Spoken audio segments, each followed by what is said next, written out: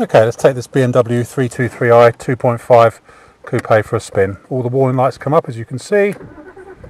It starts on the button. Turn the hazard lights off. I've now done about 38 miles on it.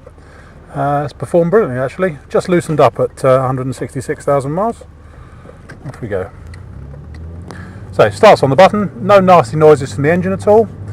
Performance is good, no misfiring or hesitation or nasty knocks, groans, clunks, squeaks or rattles. It's all really nice actually, it drives really well. Got all the hallmarks of a nicely maintained car about it, in fairness. It's had one family driving it from new. I think from memory from the service history it was a gentleman's company car first of all, then he bought it from the leasing company and then he's passed it on to a relative. As I say, gearbox is nice, the drivetrain is good, there's no sort of nasty noises from the diff or anything. So whilst it's done 166,000 miles, it's good for a damn few more yet, that's for sure.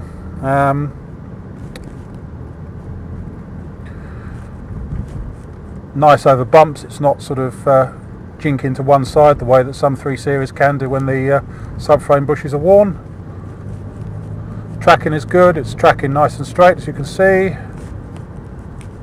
And so, overall nice driving example. There's either from memory 4 or 5 green lights on the service indicator.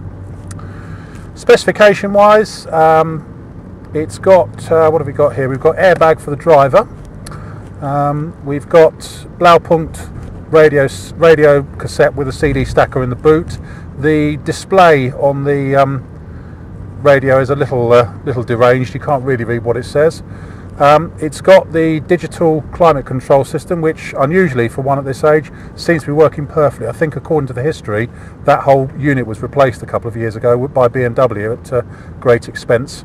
But it's cold, it's not cutting out the way that some of them do. We've got electric windows down here, switchable automatic gearbox. We've got traction control, obviously it's got ABS, it's got a very slow driver in front of us. In front of us here we've got the fuel gauge, speedometer, rev counter and temperature gauge, which is sitting just on the halfway point as it should. It's got front driving lights on this one, it's got alloy wheels, it's got central locking. One thing, the central locking is actually better used from the passenger door. The driver's door lock is a bit sticky when you put the key in it. Sometimes it works, sometimes it doesn't. But the passenger one works every time and operates all the central locking properly. The driver's one, as I say, the lock is obviously got a little bit worn, because it's not always possible to lock it on the driver's door key. But that's it. So a shame we can't go any quicker, but I've got some pair of idiots in front of us that are going very slowly. Let's check the mirrors, they're all fine. The windows we know go up and down properly. Yeah, mirrors are fine, no problem at all.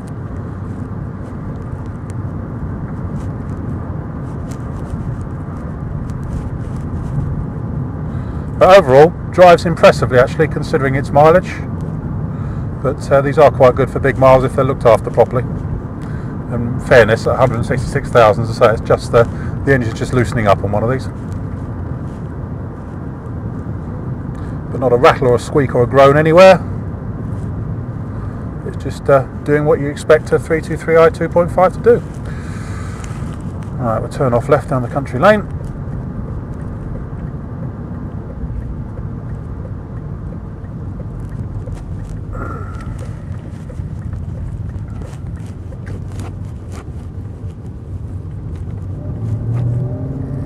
Kicks down nicely.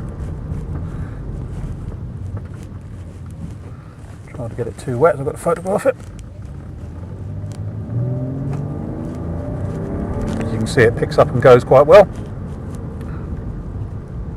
That's about it. My name is Simon. You can reach me on 0771 906 9353 or 0118 946 3352 if you've got any issues or queries you want to discuss on the car end.